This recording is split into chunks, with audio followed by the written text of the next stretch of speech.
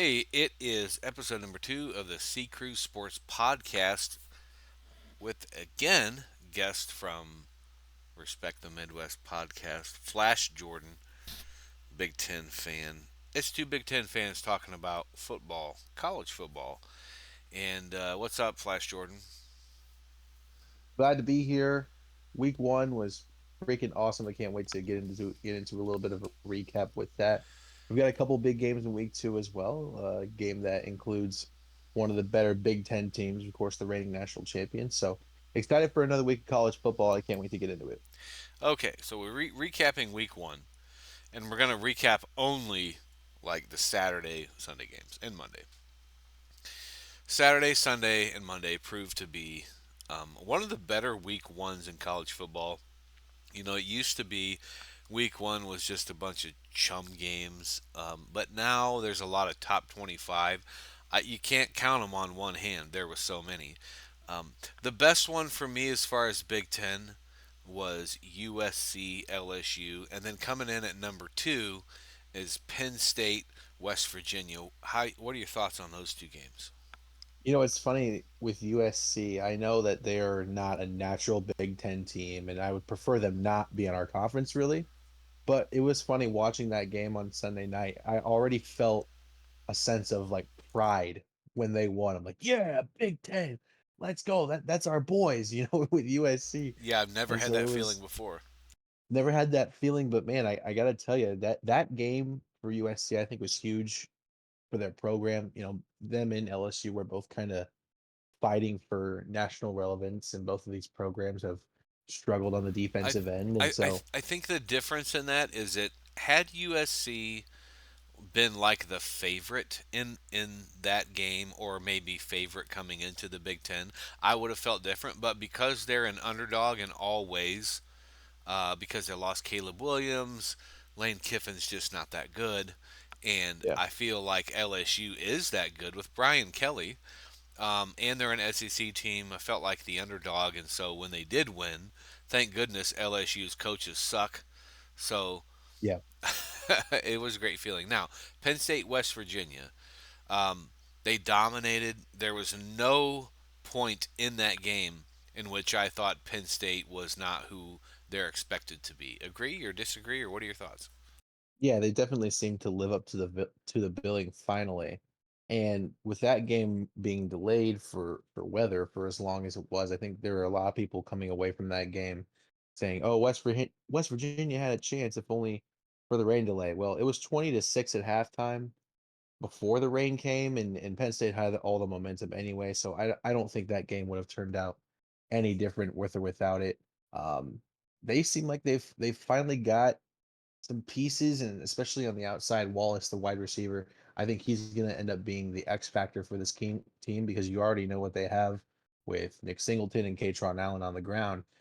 And I guess, with that, Drew Aller, how will he play the rest of the year? Well, he looked pretty darn good in week one. So that's a big win for Penn State and really a big win for the Big Ten, showing that one of their top programs can go on the road like that and dominate at West Virginia.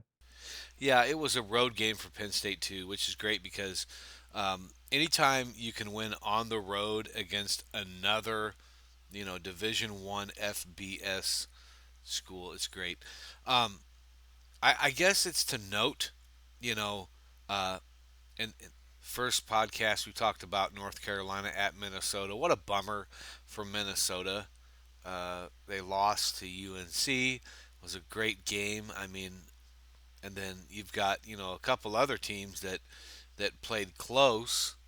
Uh, but what are your thoughts on the Big Ten overall? Where do you think they stand?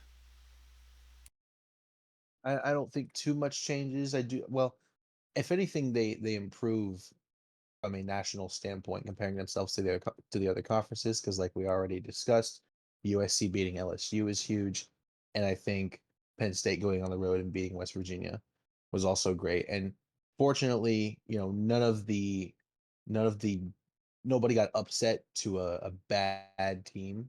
UCLA was kind of close, and Oregon, that one kind of shocked me too, only beating Idaho 24-14. That was the epitome of a struggle win there. So we'll have to keep up with them as well. But thankfully nobody dropped a huge upset and whatnot, at Right. least for this week. There were a handful of close games. We had Northwestern playing close with a 7 point win over Miami of Ohio, which, I mean, Miami of Ohio is a great MAC team. Northwestern's a middle of the road Big Ten team, and then you got a few others.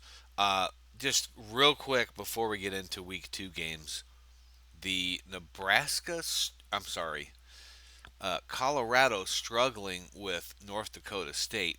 We called it. I mean, I know I called it. I'm pretty sure you said the same thing. With that game in mind, how do you feel about the upcoming game, Colorado at Nebraska? I mean, for me, it doesn't really change anything. I kind of already knew that this year's Colorado team was going to be a carbon copy of the 2023 version, and that on the lines of scrimmage, they're going to struggle. But their offensive system and the weapons they have with Shador Sanders and with Jimmy Horn, and then of course Travis Hunter on both sides of the ball, I mean, they're going to be able to move the ball on teams. Now, whether or not they can sustain that over the course of a game and teams change their schemes and whatnot, that remains to be seen. But they beat Nebraska last year, and again, this Colorado team is the exact same team. I think this Sunday's or excuse me, this Saturday's game is going to tell us more about Nebraska than it will about Colorado because I feel like we already Yeah, know who they are. yeah, okay. I mean, I would agree with you there.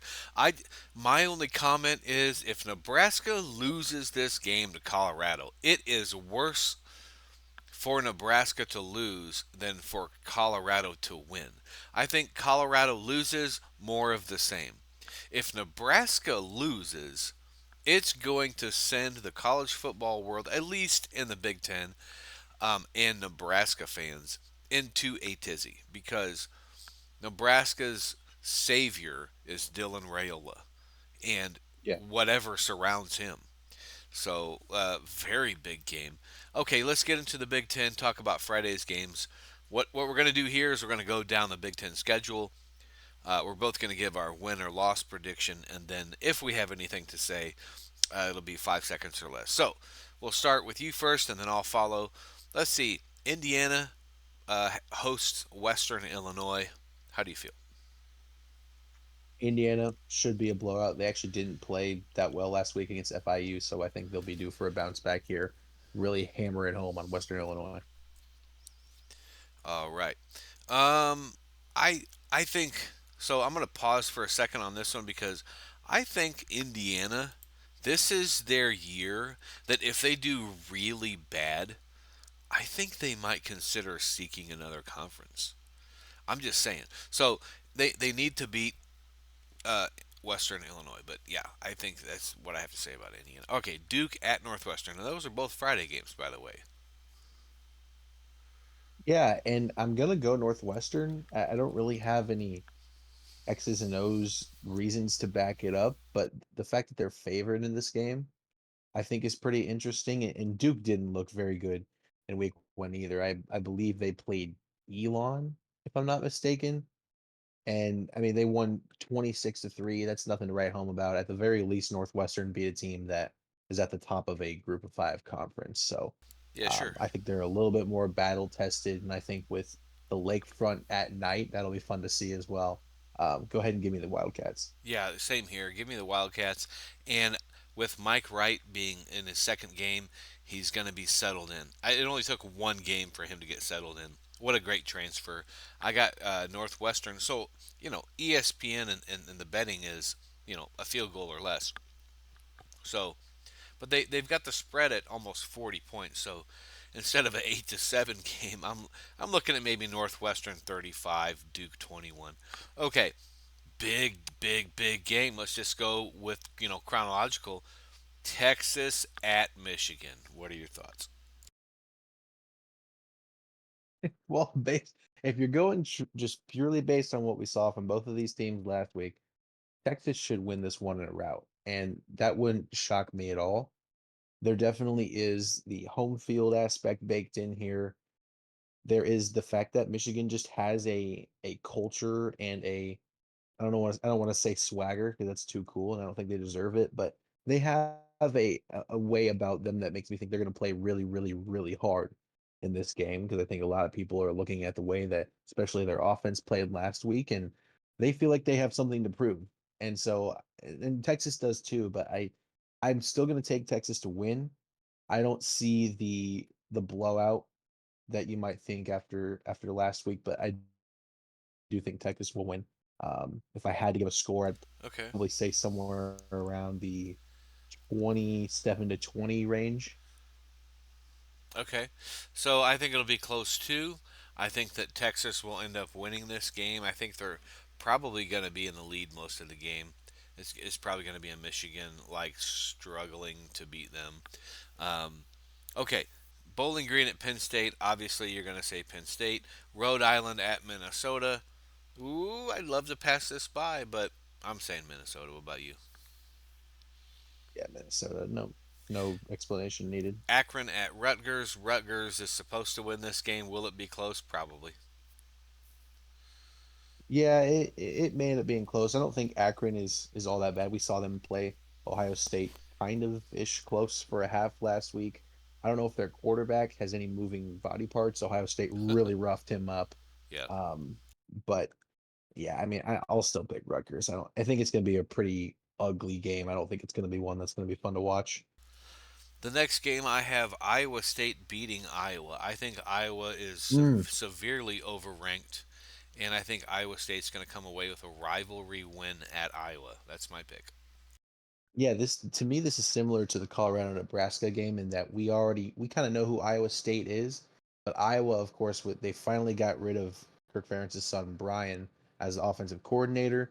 Last week against Illinois State, they were really struggling in the first half and then kind of got it going in the second half. And look, in that second half, they did a lot of things that we haven't seen Iowa football do since the days of Ricky Stanzi, it felt like, or Nate Stanley. So I'm going to go ahead and take the Hawkeyes. They are at home. Again, this is not a game that I see as being fun to watch, but it is a rivalry game. And so, if you're going to watch it, that would definitely be your reasoning. But yeah, give me the Hawkeyes. Okay, so we got a split decision there. Michigan State at Maryland. I've got Maryland winning this game pretty handily, maybe by two scores, two touchdowns. Yeah, I was very underwhelmed by the performance from Michigan State last week. Aiden Childs, their quarterback, it seems like he's going to have to do it all for this offense. Their offensive line stinks. Their receivers look like they stink. They have that true freshman kid, Nick Marsh, who looks like he'll be a first round draft pick in a couple of years, but he's still a freshman. Go ahead and give me Maryland. They're very much more well rounded. Billy Edwards was tossing the pigskin around last week, so I like Maryland a lot in this game. Yeah, Michigan State with that mandatory rebuild. Eastern Michigan at Washington. I've got Washington clearly by a lot. Washington, no debate. Okay, South Dakota, not South Dakota State, but regular South Dakota at Wisconsin. Wisconsin ought to blow them out by a million.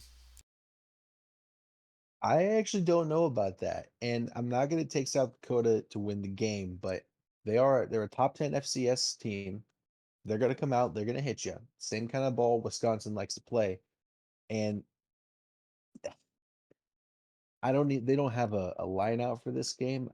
Depending on what it ends up being on Saturday morning, if I was a better, might sprinkle something on South Dakota to at least cover that spread because Wisconsin again, another team that looked bad last week against Western Michigan. I don't know what's going on in Wisconsin, man. It's been a weird start to the Luke Fickle era, but I'll take them to win the game. Okay, yeah, well, the betting community, the gambling community, does not have uh, top tier FCS schools figured out yet against FBS schools, and rightfully so. But I've got Wisconsin winning. I think they should smoke them. Okay, number 19, Kansas at Illinois. I've got Kansas winning this game. I think neither, Big 12 has never been known for their defense. And with Illinois being able to score points now, um, it's probably going to be Kansas, but I'm assuming Kansas might struggle a bit with Illinois. But I'm taking Kansas. Yeah, I'm gonna take Kansas. I actually don't have a ton of confidence in that pick though. The line only sits at 4.5. Kansas definitely has better skill talent. They have a better quarterback, I think. I see this as more of like a 30-27 type really close Ooh, win for the that's Jayhawks. I I could see it like an Illinois kicker missing a field goal to either send it to overtime or win the game. Like I think this will end up being a really, really good matchup. I'd actually like to see that one in person. I'm not going to, but okay. So Western Michigan at the Horseshoe versus the Ohio State Buckeyes. I've got Ohio State winning by 40. Yeah, again, another game that shouldn't be close for Ohio State. I see a lot of similarities between this week's game and last week versus Akron. Again, Western Michigan, they went on the road, played Wisconsin pretty well last week, but Wisconsin and Ohio State, they're kind of on two different levels right now. Yeah, I wish Ohio State would schedule bigger games. Like last year they played Well, Notre Dame. It was a great, but this two is the cake. first year. Well, this is the first year in a while they haven't done that. Yeah, So, two cake games, and it's a good year for it too because they need to go undefeated to guarantee themselves a championship. We already talked about Colorado at Nebraska and Boise State at Oregon. Look, I think Oregon is also severely not well. Let's take severely out of it. I think at number 7, it's do they deserve it? Probably, but I don't think they're there. I've got Oregon winning this game, but I think seven's high.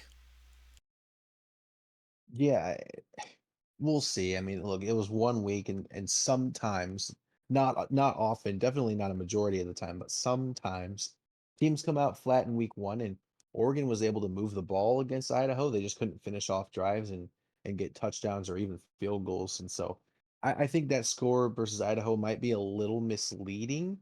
Now, this Boise State team doesn't look like they play any defense. I mean, their game last week against Georgia Southern. I believe that was 56-45. But of course, they play a lot of offense. Their running back, Ashton Jaunty, I believe he ran for 267 yards. That's insane. And six That's touchdowns too. That's crazy. in Yeah. one game. So, I mean, there is upset potential here. I'm definitely not going to pick it though. Okay. Last game, USC. They're going to dominate. Um, I don't think that USC has any issue at all. I think they're going to end up winning this game, and I'm sure you do too. They don't play anybody. They play Utah State. I mean, who's Utah State against USC? Yeah, I'll take USC, and I think no matter who they play, given how the last few years have gone, you would still like to see the defense clamp down and continue to dominate. Because even in the last few years, hasn't really mattered whether it's been a good or a bad team. Teams have been able to move the ball against them and get in the end zone. So I'll take USC to win the game, obviously. And I don't think I gave a pick earlier on Colorado, Nebraska. Oh, okay. I'm gonna pick the corn.